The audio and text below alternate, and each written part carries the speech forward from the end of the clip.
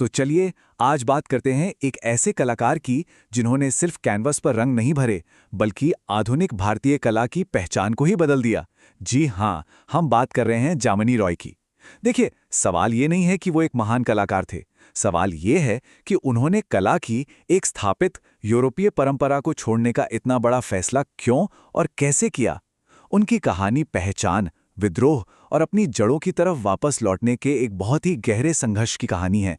आइए इस कलात्मक क्रांति को परत दल परत समझते हैं। हमारी चर्चा की शुरुआत करते हैं इस बेहद मशहूर कृति माँ और बच्चा से। आप पहली नज़र में देखें तो इसकी सादगी आपको बहुत प्यारी लगेगी। सपाट रंग, मोटी घुमावदार रेखाएं। लेकिन एक कला के विद्यार्थी के तौर पर हमें सतह के नीचे झांकना होगा। ये जो साधारण सी दिखने वाली पेंटिंग है ना, ये अपने समय के कला जगत के लिए एक घोषणा पत्र थी, एक क्रांतिकारी विद्रोह का प्रतीक। पर यह कलात्मक स्वतंत्रता की घोषणा कैसे बनी? यही वो पहेली है जिसे आज हम सुलझाने की कोशिश करेंगे। तो हमारी कहानी का पहला अध्याय है कूची से एक बागी, दो दुनियाओं का उस्ताद।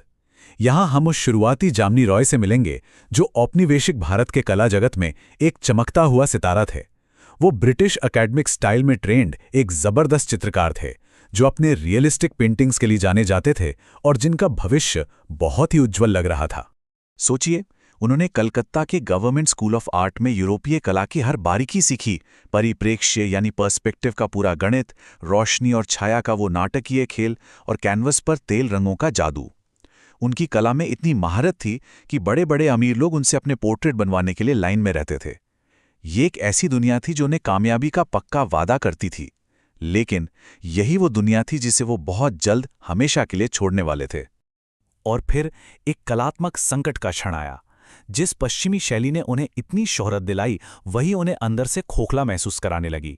उन्हें ये एहसास हुआ कि ये जो उधार ली हुई शैली है, ये उनकी अपनी, उनकी भारतीय पहचान की आत्मा को बयां नहीं कर सकती। ये सिर्फ एक स्टाइल का बदलाव नहीं था, ये एक गहरा आत्ममंथन था। और यहीं से उनकी बगावत की असली कहानी शुरू हुई। हमारा अगला अध्याय है पश्चिम को भूलना, घर वापसी की यात्रा। अब देखिए, ये समझना बहुत जरूरी है कि रॉय का ये जो बदलाव था, ये सिर्फ एक चेंज नहीं था। ये जानबूझकर भूलने की एक सचेत प्रक्रिया थी। ये उन सभी नियमों, तकनीकों और उस सौंदर्य शास्त्र को मिटाने की कोशिश थी जो औपनिवेशिक शिक्षा ने उन पर थोपे थे, ताकि वे अपनी जड़ों की ओर लौट सकें। ये स्लाइड उन दो कलात्मक दुनियाओं के बीच के फर्क को बिल्कुल साफ दिखाती है जिनमें रॉय ने काम किया। एक तरफ है ब्रिटिश एकेडमिक स्टाइल का 3D इल्यूजन, जो असलियत को हूबहू कॉपी करने का दावा करता है, और दूसरी तरफ बंगाल की लोक कला की सपाट, साहसी और सीधी सरल अभिव्यक्ति है, जिसका मेन फोकस कहानी कहने पर है।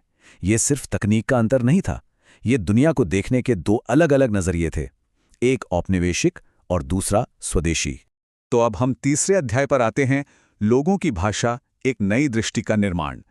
पश्चिम को भूलने के बाद रॉय ने एक नई कलात्मक भाषा बनाने के लिए अपनी मातृभूमि की स्वदेशी कलाओं में खुद को पूरी तरह डुबो दिया।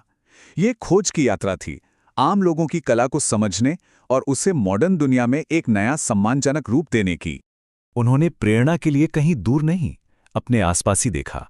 उन्होंने कालीघाट के पटचित्रों से उनकी बोल्ड बहती हुई रेखाएं लीं, संथाल आदिवासियों की कला से उनकी लय और जिंदगी को अपनाया, और अपने गांव के मंदिरों की टेराकोटा मूर्तियों से उनकी मिट्टी की सादगी को सीखा। सबसे जरूरी बात यह है कि उन्होंने सिर्फ इन स्टाइल्स की नकल नहीं की, बल्कि उनके सार को, उनकी आत्मा को सोखकर अपनी एक बिल्कुल नई और अनोखी शैली बनाई।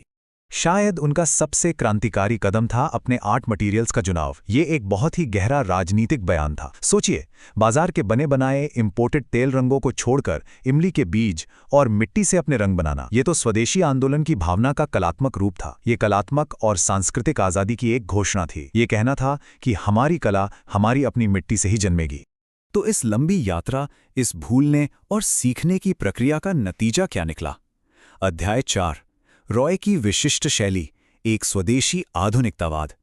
यहां हम उस अनोखी, पूरी तरह से भारतीय विजुअल भाषा के एलिमेंट्स का विश्लेषण करेंगे जिसे रॉय ने जन्म दिया। उनकी कला की पहचान है ये मोटी, घुमावदार कैलीग्राफिक लाइनें जो एक ही झटके में पूरे आत्मविश्वास से बना दी जाती थीं।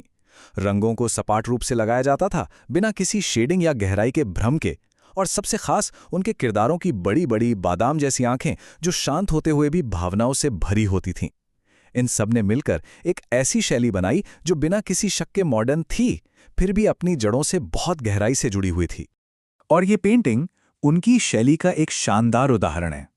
जरा ध्यान से देखिए कि कैसे एक साधारण सा विषय, एक घोड़ा, सपाट रंगों और मजबूत रेखाओं के जरिए कितना शक्तिशाली और जिंदा दिल लग रहा है। यहां कोई रियलिज्म नहीं है, फिर भी इसमें गजब की ऊर्जा है। यही उनकी लोक कला से प्रेरित सुंदरता की ताकत थी, सादगी में छिपी हुई शक्ति। रॉय ने अपनी इस अनोखी शैली का इस्तेमाल बहुत अलग-अलग विषयों के लिए किया।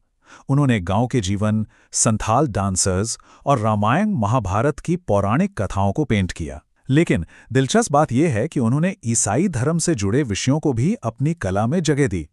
यहाँ उन्होंने ईसा मसीह को एक संथाल किसान के रूप में दिखाया है। ये एक बहुत बड़ा क्रांतिकारी कदम था जो पश्चिमी आइकन्स को भारतीय संदर्भ में लाकर संस्कृतियों के बीच एक पुल बना रहा था। तो अब हम अपने विश्लेषण के आखिरी और सबसे पेचीदा हिस्से पर आते हैं, एक विवादित विरासत, क्रांतिकारी या घिसी-पिटी। देखिए, किसी भी महान कलाकार के काम को समझने के लिए उसके विरासत पर होने वाली बहस को समझना बहुत जरूरी है, और जामिनी रॉय भी कोई अपवाद नहीं है। यहाँ दो बिल्कुल उल्टे विचार हैं।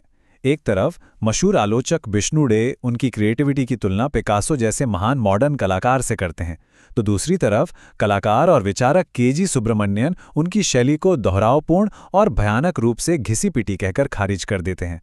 तो सवाल उठता है कि एक ही कलाकार पर इतने अलग-अलग विचार क्यों? तो इस बहस के मूल बिंदु ये हैं। जो लोग उनकी तारीफ करते हैं वो कहते हैं कि उन्होंने हमारी स्वदेशी परंपराओं को फिर से जिंदा किया और कला को अमीर लोगों के ड्राइंग रूम से निकालकर आम लोगों तक पहुंचाया। लेकिन उनके आलोचकों का तर्क है कि पैसे कमाने के लिए उनकी कला बार बार एक ही जैसी बनने लगी थी और वो अपने समय की कठोर सच्चाइयों जैसे बंगाल का अकाल और दूसरा विश्व युद्ध से कटी हुई थी। यह बहस इस बुनियादी सवाल पर है कि एक कलाकार की जिम्मेदारी क्या है, अपनी सांस्कृतिक जड़ों को बचाना या अपने समय की राजनीतिक सच्चाई को दिखाना। और ये बहस हमें आज के एक बहुत बड़े सवाल पर लाके छोड़ देती है। आज के इस ग्लोबलाइजेशन के दौर में जहां कला की शैलियां और आइडियाज आसानी से एक देश से दूसरे देश जाते हैं, वहां सांस्कृतिक प्रामाणिकता या कल्चरल ऑथेंटिसिटी का मतलब क्या है? एक स्वदेशी आधुनिकता के लिए जामिनी रॉय का संघर्ष आज भी उतना ही प्रासंगिक है।